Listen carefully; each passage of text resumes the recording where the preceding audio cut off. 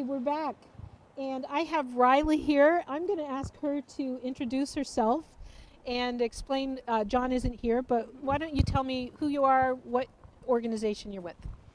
Yeah, my name is Riley D. Hoog, and I'm a case manager. I work for the HealthOne program, which is a collaboration of the Seattle Fire Department and the Human Services Department. And the HealthOne program has been around for about 5 years, a little more than 5 years, and it's basically, co-response. So it's firefighters and case managers going on calls together to try to give the best support possible for the client. And so that could be people aging in place, it could be people that are needing shelter, behavioral health crisis.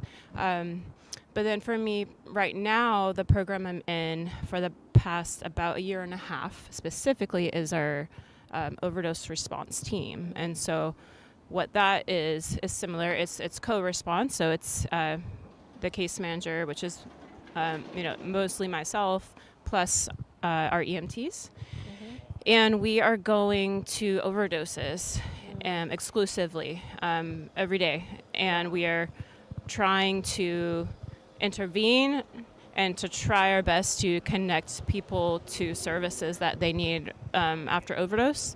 And then also trying to follow up with them, the following day or the next day and just see what do they need then. Right. And so that's what I've been doing. I know part of the HealthOne program and the overdose team specifically for about a year and a half. And yeah. It must be really hard to go out and see those overdoses every single day. Are you... I've heard that we've really got a lot of really nasty drugs out there. Do you want to speak to that? How it's changed even in the last, 6 months? It's hard to say, especially. I mean, there's always different words on the street about, there's something in this supply or that supply. We follow public health closely, and they're monitoring the supply. I don't know specifically about what's out there right now. I mean, but I will say, looking further back, just how different it is from, when there was heroin. Right. And then when fentanyl came here to the West Coast, I mean, it was just very notable. And that's just been a whole nother challenge is just the fentanyl that we're still dealing with today. Yeah. Mm-hmm. I'll be talking more about a movie that's coming out on fentanyl that is really good, but it's way more dangerous than I realized. I saw this, it was called Fentanyl Death Incorporated. I'll talk more about it later. But I had no idea that it was as prevalent. It's in the whole drug supply. Somebody might think that they're taking, something else. Yeah. And then just pot even. Yeah. And there's fentanyl in it, and it could be a lethal dose. So I just had no idea that it was. Yeah, I mean, I go to so many overdoses. I believe the count is close to 500 overdoses that I've responded to.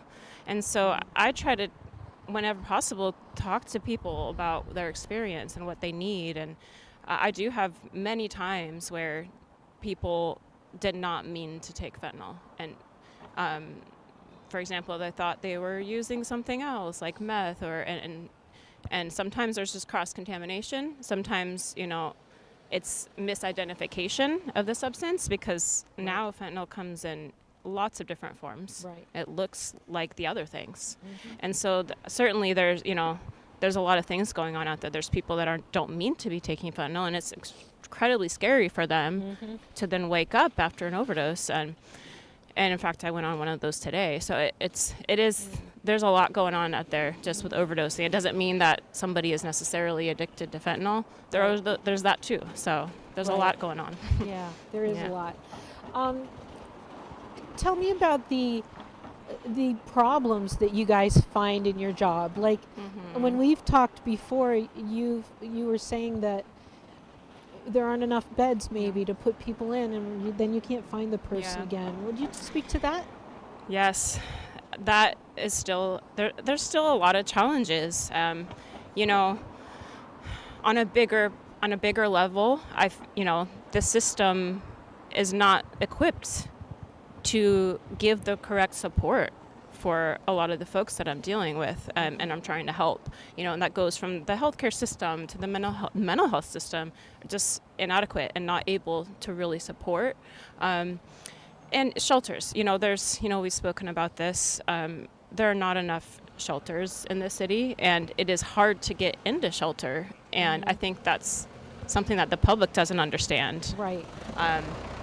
So shelter is huge, just trying to provide a shelter that I know is open, I know can accept the person, so then I can find them the next day. Right. And that's an ongoing issue, is essentially, people falling through the cracks. And so I can do as much as I can do to help somebody to get them to where they need to go, but sometimes it has to be the hospital for whatever reason.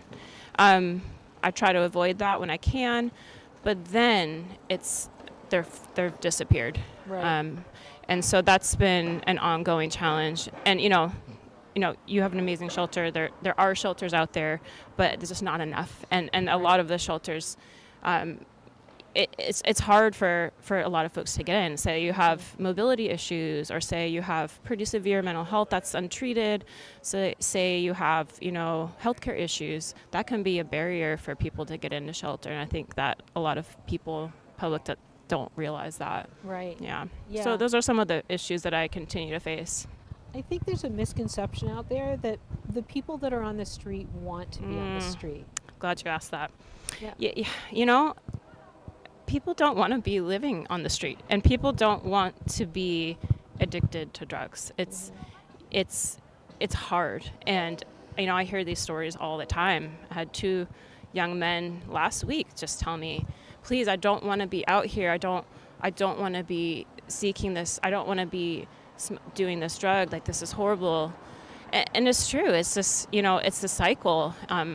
One is, like I said, there's just not enough support and not enough adequate support. But I think another thing is, especially if we're talking about opioid addiction and just drug use in general, is that, they tell me at first they're just trying to survive on the street. I mean, they don't want to be on the street, but they're trying to not get their stuff stolen, or they're trying to stay awake so they're not, victimized. So that sometimes is the why of the drug use at times, in addition to, history of trauma.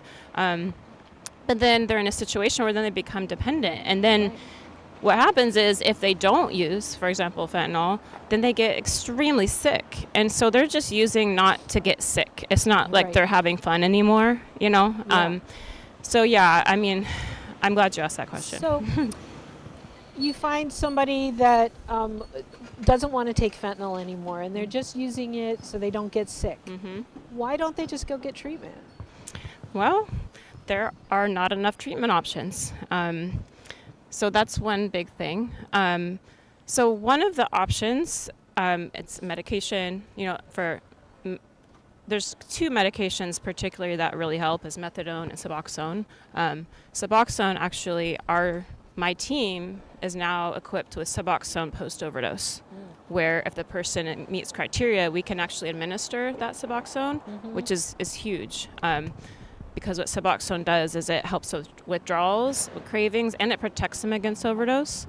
But if the average person is trying to get treatment by using Suboxone, what happens is they have to be in withdrawal before they can take the Suboxone, which is how the drug works. So if anyone out here says, I want to get on Suboxone, and let's say they find a doctor that will help them with that, they have to wait till they're in withdrawal to be able to take that first dose. And asking somebody in withdrawal on the streets, where there's no running water, there's no bed, there's no toilet, and withdrawal is not pretty, and it lasts a long time. And so that's part of the issue. So really, we need places, shelters or whatever, that people can come in and go through withdrawal and get the support they need. Get that support. And there are things coming aboard. In the near future, there's going to be an overdose receiving center that's coming on board. But for the now, it is tough, and there's limited treatment beds, if you will, available. But there people can get better, and people want to get better, and it does happen. Do you have a success story that you can share with us? Yeah, we do. I mean, we've had different levels of success. I mean, I'm thinking of one man, without saying any names, of course. A few weeks ago, I saw him at an overdose. I had recognized him as seeing him at a different overdose about a month before. And at that time, he just was not wanting any help or any sort of support. And then I saw him again, and I think there was even more overdoses in between then. And when we saw him, he wanted some support. And so we were able to, help him get that first dose of Suboxone, which is huge because after you're given Narcan, that is typically the time where you can get Suboxone without having to wait. Okay. And so we gave him the Suboxone. We brought him to a partner clinic, a crisis solution center. They continued to work with him. He got on a longer acting form of Suboxone, which he found very helpful, and now he's in a longer term treatment program. And so he said that, that's major success. I have another young man that got onto a Suboxone program, and then he was able to get a job because he was able to feel normal again. Yeah. So there are successes out there. It's just, us as a city and care providers, we have to keep advocating for what we need to help support the folks, to give them the best chance. I think it's really important for people to understand that while that first time it might have been a choice, after a while, taking drugs isn't really a choice. Yeah. And I used to really question that, but it really is true. It's a physiological it's dependence thing. Their body's screaming for it. Yeah. And anybody who has tried to diet, like let's say cut out carbs, and you cut those out, and you're very good intentions, but your body is screaming for that carb. And many of us aren't, we go, oh, well, I'll eat it and I'll start again tomorrow. Right. And that's just with food. Yeah. But these drugs are so potent. Yes. And especially when you're not in a home and you don't have, like you said, a bathroom or whatever, it's so much harder to make those right decisions. Oh, for sure. And to have the will to stay clean and sober. So, it's not an easy thing. No, it's not. It's not easy. And that's what I hope that part of this can do is just, everybody deserves the compassion and the dignity, and it is, everyone out there, that is someone's sister and that's someone's son. And, I've learned their stories, and it's just, there's some really extraordinary, resilient people out there that happen to be also dependent on opioids, and and it's just, everyone deserves that respect and compassion. Yeah. It's, I think the medical establishment has, in the last few years, come to the point where they've said, we're owning some of our own. Yeah. It's so much more than just somebody going out and deciding they're going to do drugs, One of my kids tore her ACL in high school, and she was on some really strong medicine, and she had to decide on her own that she wasn't going to take everything that the doctor was prescribing, and I'm so thankful for that, because if it wasn't for her understanding that, we could be here with our daughter now. So it can be anybody. It can. It really can be. Can you explain, and I don't, if you can't, it's okay, but can you explain to people how Narcan works? Because there are people watching that don't know anything about drugs and addiction, and just how does it work, and why is it important that more people know how to use it and get a hold of it? I will do my best, because I'm the case manager, so I'm not the medical person on the team. So bear with me. That's okay. So what the Narcan does is it essentially pushes all of the fentanyl off the opioid receptors. So let's say it's fentanyl. Right. So it's sitting on the opioid receptors. So the Narcan will force all of that off, which allows them to begin breathing normally again. Sometimes they need some more air, but essentially it's the Narcan. Right. It stops their high almost immediately, doesn't it? Well, yeah. What happens is they might not even be high. They might even Right. just trying to feel normal. Right. So what happens is it forces all of those. The receptors are then screaming, they're saying, I need more. What Yeah. happened?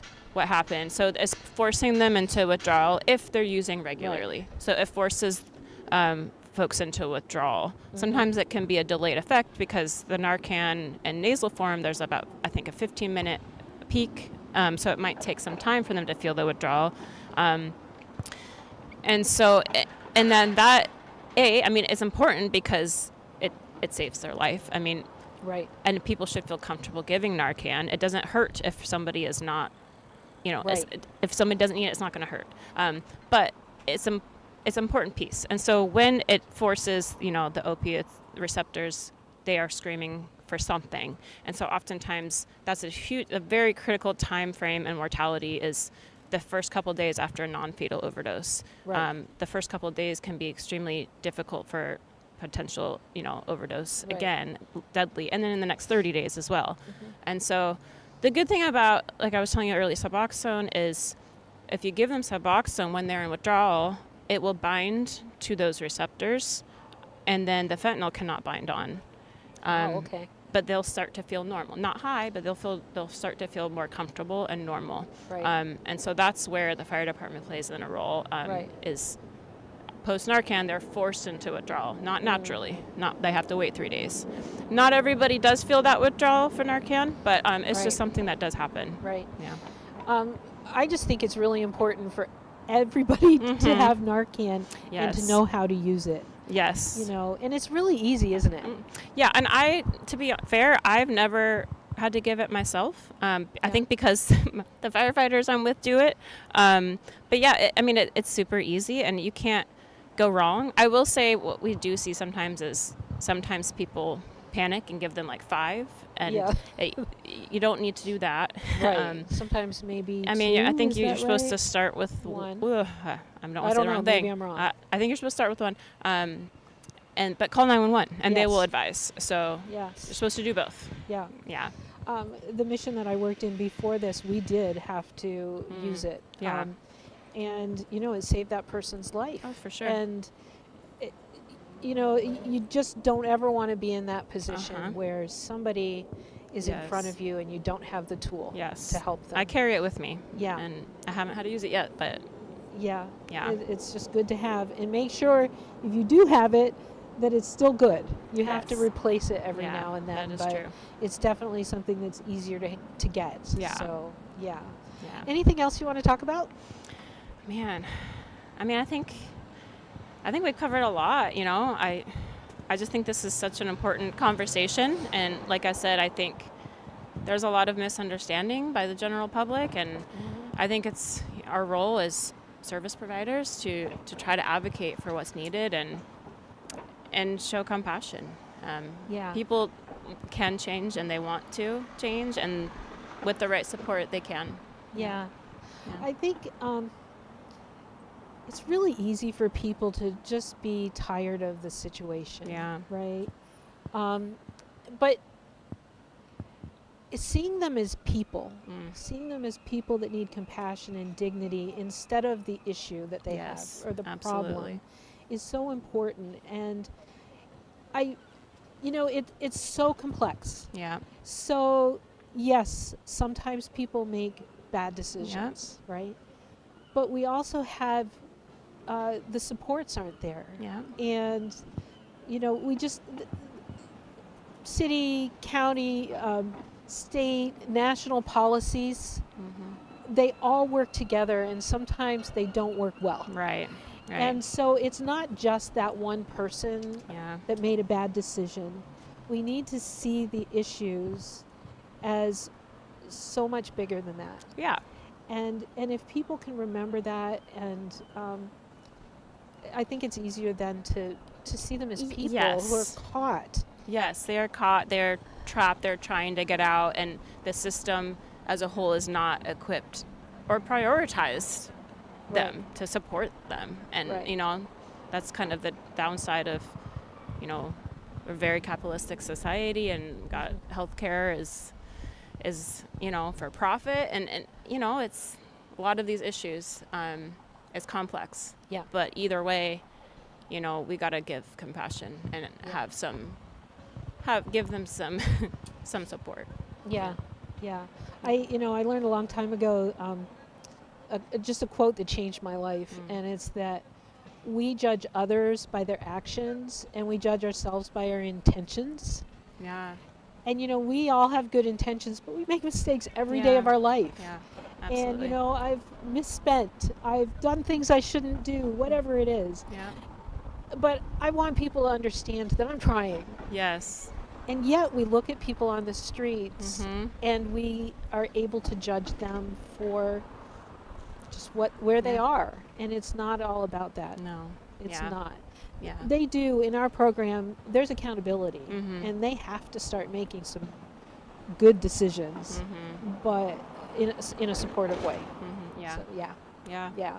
Absolutely. Well, thank you so much for being Yeah. here. Sorry John couldn't yes. make it. Yes. He's sick. He's sick and his kids are sick. Oh, So there's so much going around now. know. I've just been praying constantly, please keep me well so I know. can get through this event. I know. So